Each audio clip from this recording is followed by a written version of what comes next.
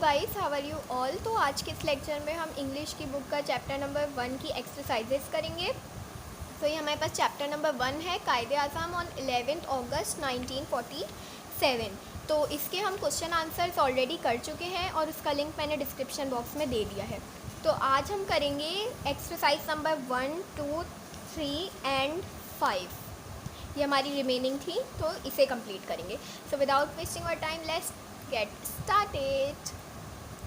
तो पहली एक्सरसाइज जो है हमारे पास वो है work in pairs and deduce contextually the meaning of following words after completed share your work with your partner. तो हमें कुछ ये कॉन्टेक्स्ट में से वर्ड्स गिवन हैं एंड हमें इसके मीनिंग्स लिखने हैं। सो स्टार्ट करते हैं। तो पहला वर्ड है हमारे पास प्रेजेंट, अनप्रेसिडेंटेड। तो इसका मतलब होता है अनमैच्ड।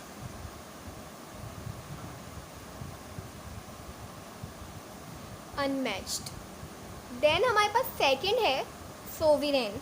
इसका मतलब होता है सुप्रीम, सबसे ऊपर। देन है हमारे पास मॉन्स्टर। मॉन्स्टर बताने की ज़रूरत नहीं है। अ लार्ज एंड अगली क्रिएचर।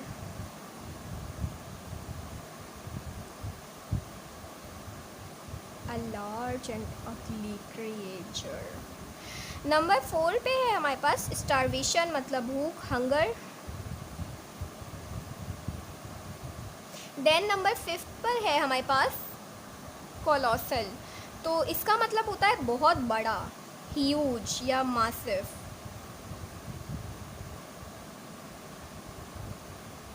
देन हमारे पास है नेपोटिज्म। इसका मतलब होता है फेवरेटिज्म, लाइक बहुत सारी चीज़ों में कोई एक फेवरेट। फिर 7 पर है हमारे पास, इसका मतलब होता है हार्ड, हैवी।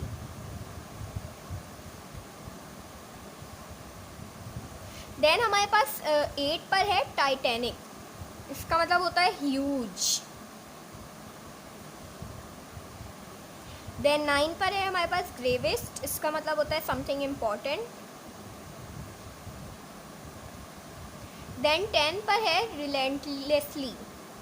तो इसका मतलब हमारे पास होता है फेयरलेसली या एफर्टलेसली या कॉन्टीन्यूसली। और सारे मीनिंग होता है। मैं यहाँ पर कोई से 2 लिख रही हूँ। तो ये तो हो गई हमारे पास एक्सरसाइज नंबर 1। अब इसके बाद एक्सरसाइज नंबर 2 पे आ जाते हैं। तो एक्सरसाइज नंबर 2 है हमारे पास work in pairs and read the following phrases and idioms which have been taken from the text. Match the phrases and idioms in column A with corresponding meanings in column B and write answers in column C. After you have completed, compare your answers with your partner. First one has been done as an example. तो इसमें कह रहे हैं कि हमें column A में कुछ phrases और ईडियम्स दिए हुए हैं एंड कॉलम बी में उसके मीनिंग्स दिए हुए हैं जंबल अप करके। तो हमें इसमें से सही कॉलम ए का सही मीनिंग कॉलम सी में लिखना है। तो सबसे पहला हमारे पास डन है as an example which is put down. इसका हमारे पास है ई, स्टॉप होल्डिंग समथिंग, मतलब कोई चीज़ को रख देना। फिर हमारे पास सेकंड है ब्रिंग आउट। तो हमारे पास इसका होगा डी। डी का है to cause something to happen, bring about, to cause something to happen. Then 3 है हमारे पास गो थ्रू। तो इसका होगा रीड और एग्जामिन थॉरोली। तो ये हमारे पास होगा 3 का जे। फिर 4th है हमारे पास कॉन्फर्ट अपॉन। तो इसका होगा हमारे पास A, grant of something for. Then 5th है हमारे पास बाउंड टू। तो इसका होगा बी सर्टेन टू, किसी भी चीज़ पर श्योर होना। तो ये होगा हमारे पास बी। देन हमारे पास 6 है विद एन आयरन हैंड। तो इसका हमारे पास होगा विद फुल फोर्स, पूरी ताकत के साथ। देन 7 हमारे पास है टू टैकल द मॉन्स्टर। तो 7 हमारे पास होगा एफ, टू डील और face a great problem. Then 8 है हमारे पास ब्रिंग टू बेयर, तो इसका हमारे पास होगा have an effect of something, बहुत ही कोई ज़्यादा इफेक्ट हो गया होगा तो। फिर 9 है हमारे पास टू बरी द हैचेट, तो इसका हमारे पास होगा सी, आई थिंक, हाँ C. To end fight to make peace. फिर 10 है हमारे पास, आखिरी बचा है और इसका होगा I. To lead someone to encourage to do an expected task. फिर एक्सरसाइज 3 है हमारे पास, read the statements and encircle the correct option. तो नंबर फर्स्ट पे है the Quaid-e Azam was speaking to the constituent assembly at provincial level. Then second है the main function of the constituent assembly was to make constitution. Number 3 है according to Quaid-e Azam cyclonic revolution meant a wave of revolt.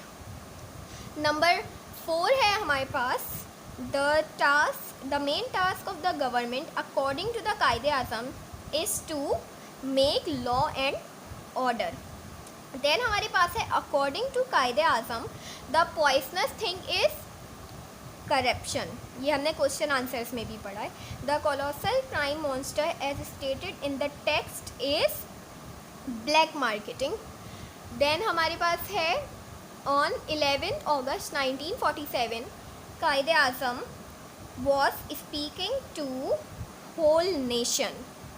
Then हमारे पास है the first legislative body was bestowed with full powers. Then 9 है हमारे पास the thing that was already prevailing in the continent after partition was nepotism which means favouritism. Number 10 है हमारे पास the guided principles of the Quaid-e Azam Mohammad Ali Jinnah are justice and fair play, जैसा कि हमने last question में इसका आंसर भी लिखा था। तो ये हमारे पास होगा ये एक्सरसाइज नंबर 3। एक्सरसाइज नंबर 4 हम कर चुके हैं और इसका लिंक मैंने डिस्क्रिप्शन बॉक्स में दे दिया है। Now exercise number 5, the text of the kite's speech has some statements of facts and some of opinions. Work in pairs and read the following statements and write fact or opinion in the answer column. First one has been done as an example. After you have completed, share your work with your partner. तो सबसे पहला हमारे पास example के तौर पर दिया हुआ है the Quaid-e Azam was president of first constituent assembly, ये फैक्ट है। देन हमारे पास है next, hope that with your support we will make this constituent assembly as an example, ये कायदे आज़म का ओपिनियन था। उन्होंने ऐसा सोचा था कि वो सबके सपोर्ट के थ्रू इस कॉन्स्टिट्यूएंट असेंबली को एक एग्जाम्पल बनाएंगे दुनिया के लिए, तो ये हमारे पास है ओपिनियन। देन है the first duty of government is to maintain law and order, ये भी कायदे आज़म का ओपिनियन था। उनके अकॉर्डिंग जो पहली ड्यूटी है गवर्नमेंट की वो थी मेंटेन करना लॉ एंड ऑर्डर को। देन हमारे पास है fourth, all kinds of inhabitants are living in the subcontinent, मतलब हर तरह के लोग सब कॉन्टिनेंट में रह रहे हैं, तो ये एक फैक्ट है। देन हमारे पास फिफ्थ है nepotism and jobbery are social evils, तो ये भी हमारे पास फैक्ट है, येस। देन हमारे पास है the mighty revolution that has been taken place in unprecedented, तो ये है हमारे पास ओपिनियन। तो ये थी हमारे पास सारी exercises and I hope guys ये वीडियो आपके लिए हेल्पफुल रही होगी, तो इसे अपने फ्रेंड्स के साथ ज़रूर शेयर करना। Thank you.